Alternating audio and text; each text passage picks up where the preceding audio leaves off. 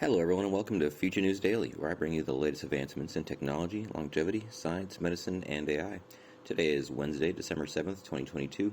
Don't forget to like, subscribe, and hit the notification bells. With that being said, let's jump right in. So, first up today, Sonothera bagged $60 million for ultrasound-guided non-viral gene therapy. So this sounds similar to an article that I had seen, I believe it was last week, about regarding using what was it, electromagnetic fields to replicate the effects of their respective drugs. I don't know if there's anything has anything to do with that, but it sounds very similar. So I just wanted to preface that. So let's read on, see what's going on. So South Francisco, California-based what the hell? San Francisco? Based Sonothera closed its Series A round of financing Monday, counting $60.75 million in earnings to advance its ultrasound-guided non-viral gene therapy platform. The funding round was led by ARC Venture Partners. Sonothera also counts several industry heavy hitters among its supporters, including Johnson & Johnson, JJDC Inc., which I'm not familiar with them, Lumina Ventures, and Eli Lilly and Company. Other founders included Medical Excellence Capital, Alexandria Venture Investments, Vertex. So very, very highly backed by industry hitters. So gives some credence there. According to Kenneth Greenberg, PhD, CEO and co-founder of Sonotherapy, the company will channel these investments into preclinical programs and early manufacturing activities. In parallel, Sonothera will expand its talent pool. Whereas traditional approaches use viral vectors to deliver a therapeutic gene, Sonothera's team houses its payload in a microbubble, which they then inject into the bloodstream. So it doesn't sound the same because it's intravenous. Using an FDA-cleared ultrasound device and a proprietary acoustic profile, the microbubble can be guided to the target site and ushered into the cell through a transient pore in the membrane. Okay, so it still needs to actually physically get injected into the cell. So very different than what I was talking about previously. So this approach allows Sonothera to avoid the associated immunogenicity and high cost of using viral vectors while maintaining its high efficiency and target specificity. The microbubbles can accommodate a diverse range of genetic payloads while having a higher cargo capacity. Greenberg told Biospace that Sonothera is currently developing its gene therapy platform with a focus on, quote, specific organ systems rather than specific diseases. If we can unlock delivery to different organs, that will open up the potential to treat a wide range of diseases, he said, and continues, if the platform development and preclinical work continue to be successful, we're targeting to initiate Phase 1 clinical trials in 2025. In a statement, Stephen Gillis, PhD of ARC Venture Partners, said that Sonothera's non-invasive, non-viral therapies could represent the next generation of genetic medicines and would significantly change the genetic treatment paradigm for many different diseases. So I'm going to have to read a little bit more about this. So they say advertises as non-invasive, non-viral. Of course, not viral, but if you have to inject it into cells, I would assume that's kind of somewhat invasive. I don't know. I need more information on this. Sonothera's Monday haul comes amid a decline in funding across biopharma, driven largely by next innovation. Certain things I don't want to explicitly say. Anyway, this year's funding, however, comes across the industry has dropped 38.1% drop in June, according to analysis by Crunchbase. Founders have pumped some $4 billion per month into the biotech space, but monthly support dropped to around $3.2 billion this year. I would attribute a lot of that to just the market in general. Of course, most people aren't looking to be as risk tolerant as they were 1 year, 2 years ago. So I wouldn't attribute that to anything specific within the industry or what have you. It's largely just the market sentiment, in my opinion. Still, aside from Sonothera, many other biotechs have managed to clinch cash, particularly in Genetown, one of the industry's most dynamic hotspots, In June, Upstream Bio launched with $200 million in backing to advance a monoclonal antibody in development against severe asthma. 2 months later, in August, IDRx scored $122 million. So plenty of money being thrown around. I mean, I'm sure still a fraction of what was being done a year or two before, but nonetheless, if you have a viable product with good data, good growth, etc., you could still get some funding. So, I guess we'll have to see. Remember this name. See what else they come out with, because I want to know more about this. Anyway, I guess we're just going to wait and see. So, moving on. Longevity scientist shares dietary tip to activate gene seen in people living past 100. So this is regarding people who have this gene, or centenarians. They seem to have this specific gene activated, and this article is about, well, are there specific foods that can aid in that gene's activation? The gene being labeled as FOXO3, FOXO3. FOXO3 gene has been shown to mitigate the effects of aging in humans. So, aging is a multifactorial process determined by a person's genetic makeup and environment. Among the various genetic components connected to human longevity, the FOXO3 gene has consistently been proven the most essential. Though everyone carries it, eating certain foods may allow it to express further, thus prolonging lifespan. One aging scientist suggests that the metabolite unique to several dietary sources could hold the key for activating the longevity gene, as it's been called. According to Weill Cornell Medicine, studies of humans, quote, who live longer than 100 years, have shown that many of these individuals share an unusual version of a gene known as the forehead box protein 03, also known as FOXO3. Dr. Bradley Wilcox, the principal investigator of the National Institute on Aging-funded Kwakini Hawaii Lifespan Study, suggests there are ways this gene can be activated through diet. The longevity expert explained, quote, the bottom line is that even if you don't have the best FOXO3 variant in terms of longevity, by expressing or turning on, as they call it, the gene, you'll be able to duplicate the longevity mechanism. Quote, you can do it by eating certain foods, which is one of the functions that the Okinawan diet achieves, end quote. In essence, the Okinawan diet is low in calories and fat, rich in carbohydrates, and places great emphasis on vegetables and soy products while using sweet potato as the main source of calories. The main foods in the traditional Okinawa diet are as follows.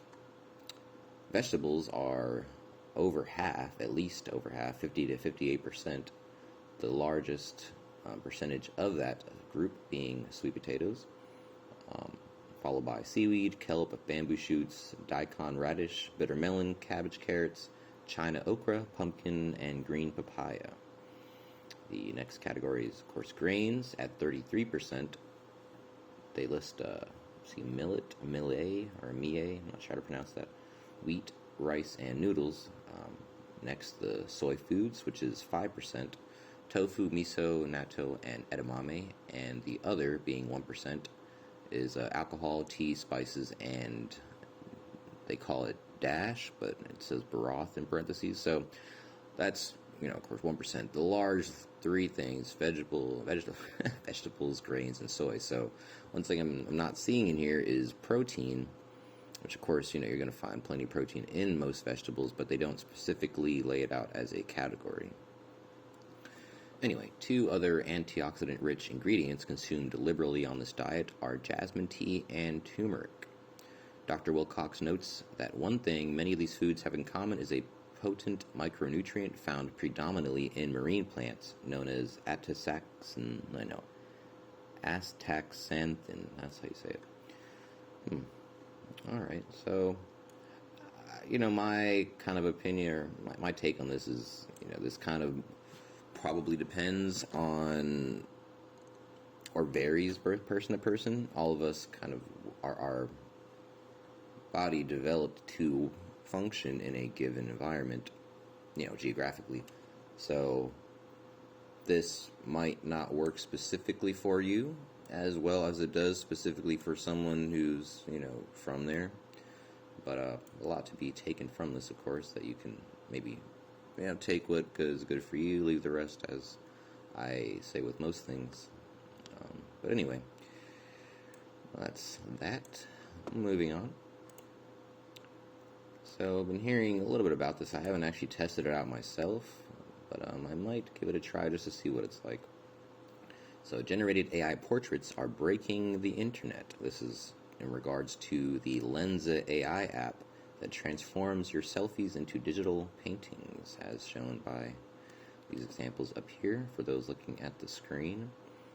And it continues.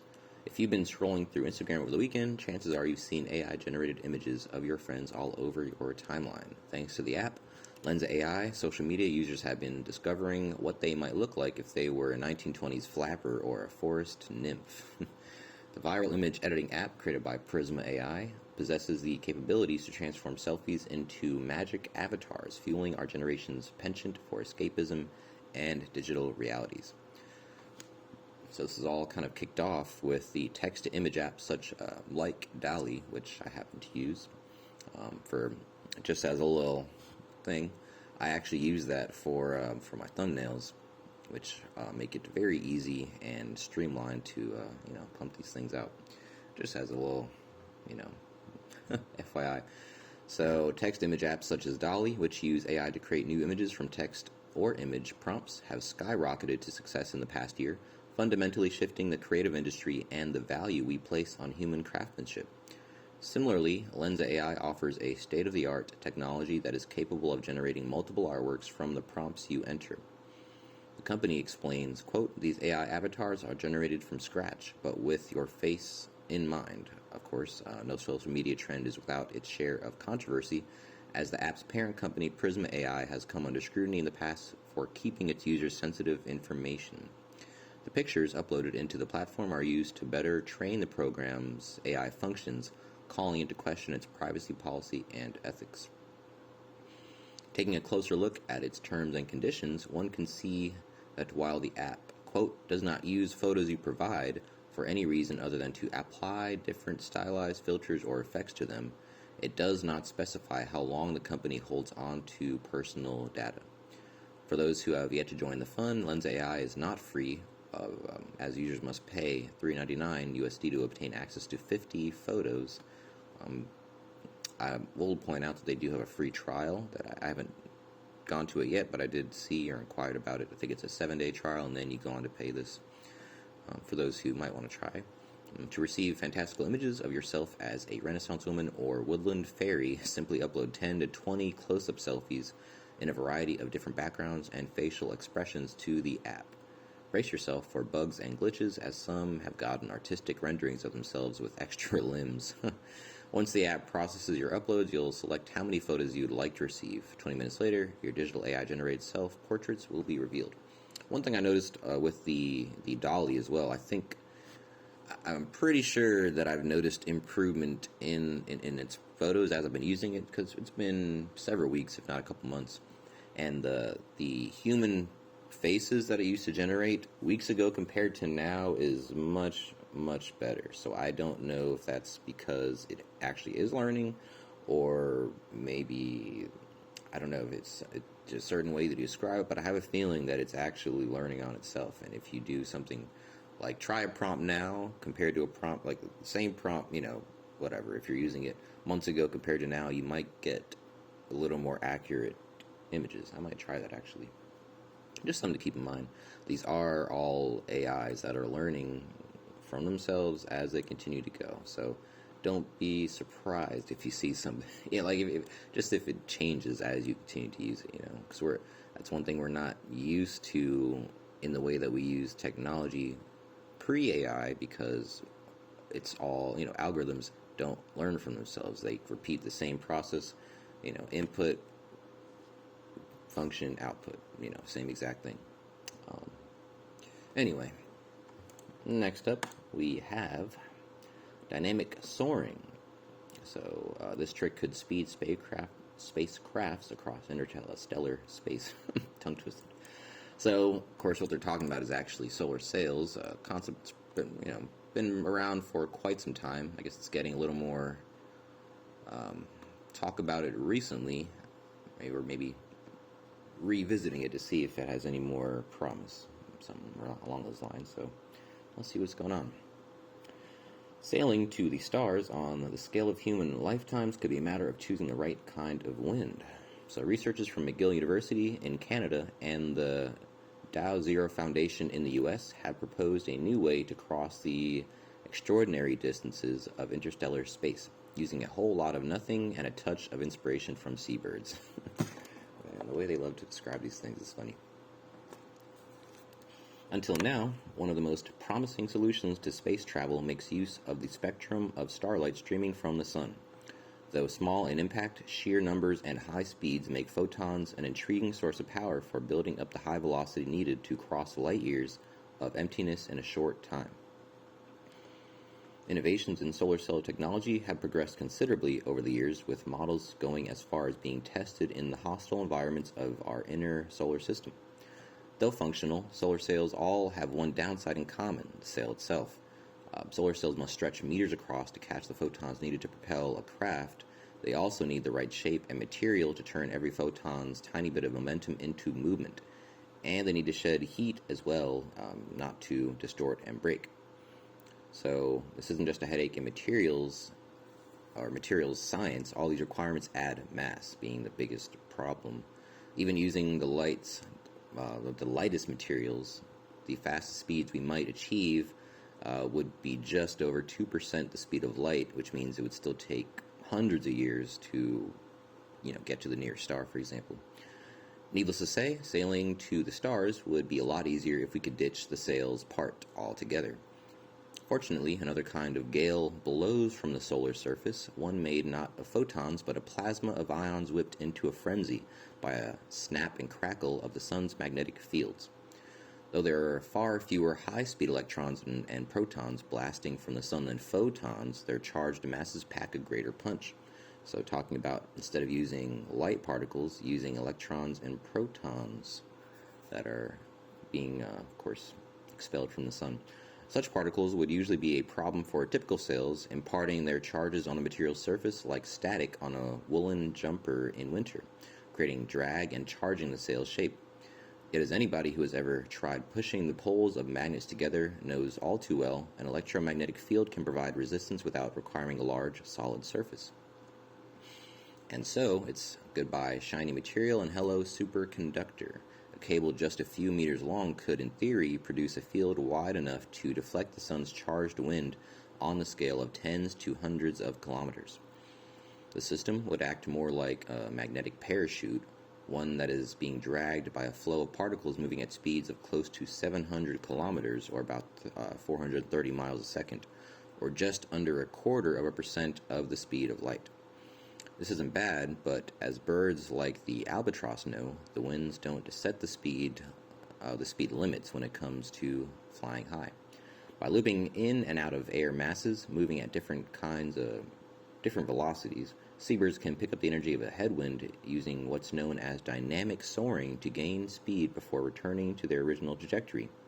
Using a similar trick in the quote-unquote headwind of the termination shock, which is a turbulent zone of contrasting stellar winds used by astronomers to define the edge of our solar system. A magnetic sail could exceed the solar wind speeds, potentially bringing it within reach of solar sails based on radiation alone. So, though the technology might not initially seem much faster than the traditional solar sails method, other forms of turbulence at the fringes of interstellar space might provide a bigger boost. Even without a gentle nudge from dynamic soaring, feasible plasma-based technology could put CubeSat satellites around Jupiter within months rather than years. Like the age of sail of yore, oh my gosh, there are plenty of ways we might be able to make or take advantages of the currents that wash through the vastness of space. That was quite a poetic last sentence. All right. So I guess there could be more potential in the traditional solar sails, but it sounds like we're finding new ways to use old technology. Anyway, last up, Finland connects a quantum computer to a supercomputer. VTT and CSC recently connected a quantum computer with Europe's fastest supercomputer to enable a hybrid service for researchers. So, Finnish Research and Technology Organization, VTT, last month announced a milestone when, in collaboration with CSC, IT Center for Science, and Aalto University, connected the quantum computer called Helmi with the pan-European supercomputer LUM. No idea what this implies or what they were doing with it or what the potentials for this are, but hopefully they'll be able to explain it in a way that I can understand. So Helmi is Finland's first quantum computer, a 5-qubit system that became operational in 2021, and the system it was connected to is no ordinary supercomputer. Lumi, the fastest supercomputer in Europe, which is able to carry out 309 petaflops. Like Helmi, Lumi became operational also in 2021. So hosted by the CSC, Lumi ranks third in its latest top 500 list of the world's fastest supercomputers. Not only is it fast, but it is also eco-friendly, ranking 7th in the Green 500 list of the most energy-efficient supercomputers in the world. A practical reason for making a hybrid system like this is that quantum computers are difficult to use as standalone systems.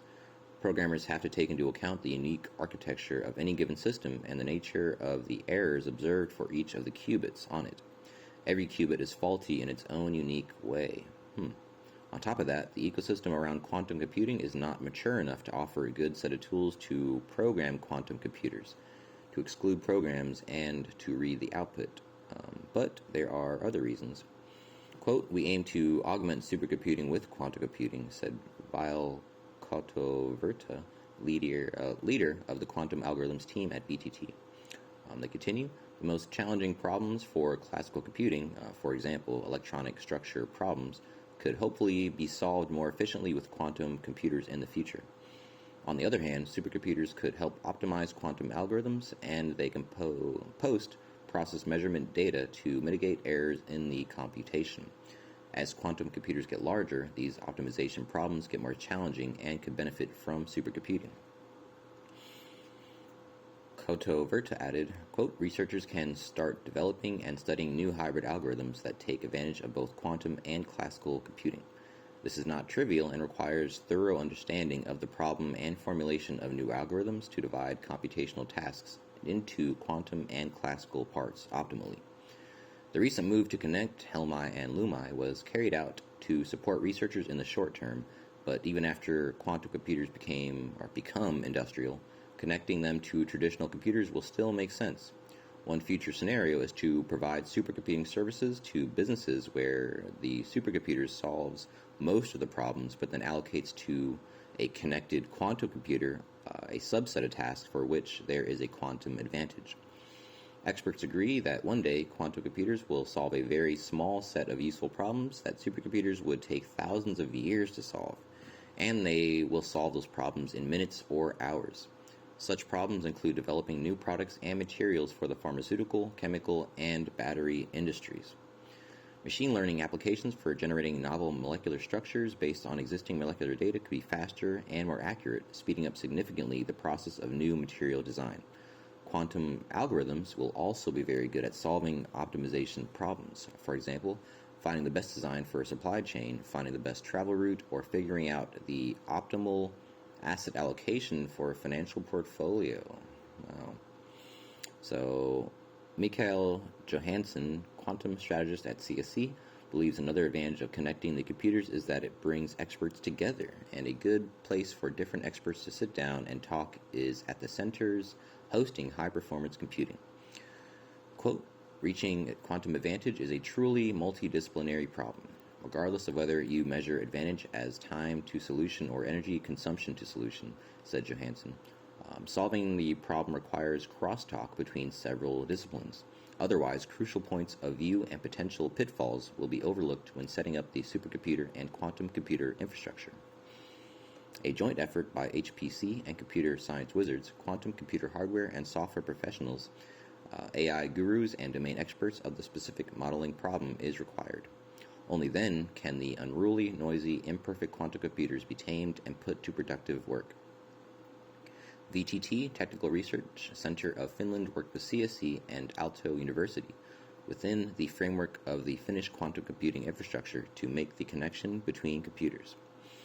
Quote, the connection uses secure HTTPS protocol between the endpoints. Users develop a hybrid algorithm on the LUMI side and then submit the job to the LUMI queuing system for execution.